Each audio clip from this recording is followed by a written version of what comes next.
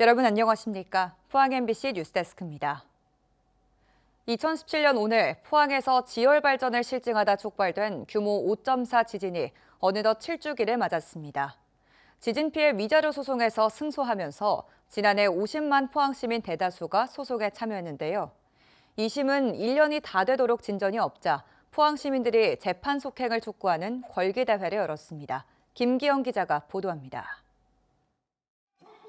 7, 80대 어르신 500여 명이 거리로 나섰습니다. 감감무소식인 포항 촉발 지진 위자료 청구 항소심을 속행하라고 촉구하기 위해서입니다. 뺏긴 권리 돌려내고 재산 소신 배상하라! 배상하라! 배상하라! 배상하라! 포항이 지진 도시라는 오명을 받아 인구마저 줄어드는 피해를 씻기 위해서는 소송에서 이겨야겠다는 생각뿐입니다. 이 올라가야 돼요. 올라가서 대통령 붙들고 대통령 와가 표 많이 줬지 않습니까? 그래 해야지. 이래는 안 돼요. 답답합니다. 빨리 끝냈으면 좋겠습니다. 빨리 해결했으면 좋겠습니다. 위자료 소송을 이끌었던 단체는 재판 촉구 10만 서명 운동도 함께 벌이고 있습니다. 걷기가 불편한 어르신들은 가두 행진을 하며 권익 찾기 의지를 피력했습니다. 촉발 지진 발생 5년 만인 지난해 11월 16일 포항 법원은 지진을 2번 겪은 시민에게는 300만 원, 1번 경험한 시민에게는 200만 원의 위자료를 지급하라고 판결했습니다. 이후 항소심은 11개월 만인 지난달 22일 겨우 첫 변론 기일이 열렸습니다. 정부 측 변호인은 이 사건은 규모가 매우 큰 소송이라 충분한 시간을 두고 재판이 진행돼야 한다며 소송 지연을 예고하자 시민들이 발끈한 것입니다. 대한민국 정부가 고개 숙여 사과해야 됩니다. 지금 항소심이 시작된 지 11개월 만에 첫 기일밖에 열리지 못했습니다. 이 소송이 얼마나 갈지 걱정입니다. 포항과 인접한 경주 안강읍과 강동면에서도 위자료 소송에 동참한 만큼 재판 지연이 계속된다면 상당한 반발이 일 것으로 예상됩니다. MBC 뉴스 김기영입니다. 현대제철이 포항 제2공장 폐쇄를 추진하자 노동조합은 고용 불안 등을 이유로 폐쇄에 반발하고 있습니다. 금속노조 포항지부는 오늘 현대제철 포항 1공장 정문에서 기자회견을 열고 현대제철은 제2공장 위장 폐쇄를 즉각 중단하고 투자 계획을 내놔야 한다고 밝혔습니다. 노조는 현대제철이 3년 전부터 인천과 당진 공장에서 포항 공장 제품들의 대체 생산을 확대하면서 포항 공장을 축소시켜 왔다며 포항 제2공장 폐쇄를 추진한 현대제철을 규탄하고 포항 공장에 대한 투자를 촉구했습니다.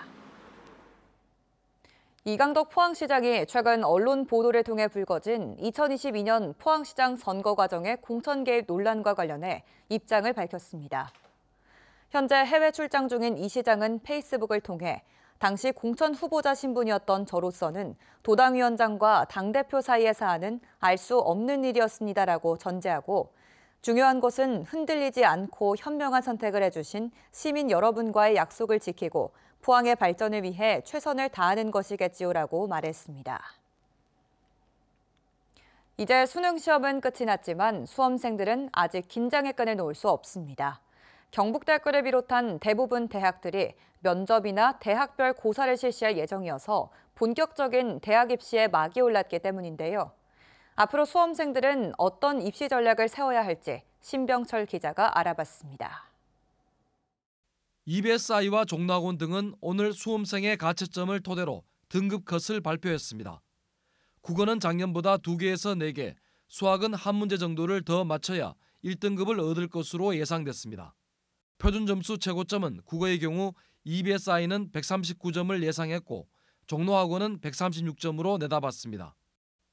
수학의 표준 점수 최고점은 EBSI 145점, 종로학원이 143점으로 예상했습니다. 이는 작년 수능보다 국어는 11에서 14점, 수학은 3에서 5점 떨어진 것입니다. 2년 전인 2023학년도 수능과 비슷한 상황으로 수학 고득점자가 유리할 것으로 전망됩니다. 전체적인 난이도는 다소 쉽게 출제되었지만 기본적인 변별력은 유지되나 의대 등 최상위권의 변별력이 낮아질 것으로 예상됩니다. 최상위권은 동점자가 많이 나올 것으로 보여 치열한 경쟁이 예상됩니다. 특히 이번 수능은 21년 만에 이른바 N수생이 최대인 만큼 그 정도는 더욱 심할 전망입니다. 학종 같은 경우는 면접이 더 강화될 거고 정시 같은 경우는 동점자가 아마 나올 우려가 있기 때문에 아마 그 동점 처리 기준에 의해 가지고 합격이 좀 좌우되고 이래 되지 싶은데 보니까요. 수험생들은 먼저 가채점을 한 뒤에 수시에서 최저 기준을 맞출 수 있는지 확인해야 합니다. 가채점 점수가 잘 나오면 정시에 집중하고 낮으면 수시에 최선을 다하는 게 좋습니다. 기본적으로 가채점 점수가 본인이 지원한 수시 대학보다 조금 더 높게 나온다면 그런 부분들을 고려해서 수시에 면접이나 논술을 응시할지 말지를 판단하는 것도 중요하다고 생각합니다. 전문가들은 대학별 정시 모집 요강을 꼼꼼히 따져 유리한 모집 단위를 선택하라고 조언합니다. 수시 전형은 경북대를 비롯한 각 대학들이 내일부터 면접과 논술 시험 등에 들어가며 다음 달 초까지 이어집니다.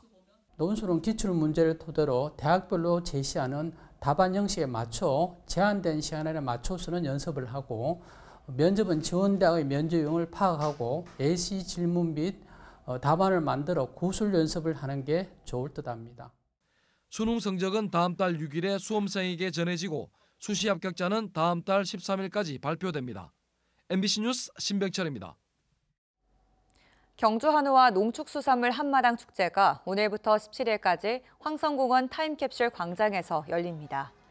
올해 축제에선 경주 천년 한우와 이삭음, 지역 농축수산물을 시장 가격보다 저렴하게 구입할 수 있습니다. 또 한우 OX 퀴즈와 쌀 도정 체험 등의 프로그램이 이어지고 사물놀이와 난타, 색소폰 공연도 펼쳐집니다. 어젯밤 10시 15분쯤 경주시 건천읍 경부고속도로 부산 방향 건천 나들목에서 27톤 트레일러가 앞서가던 24톤 화물차를 추돌한 뒤 중앙분리대를 들이받았습니다.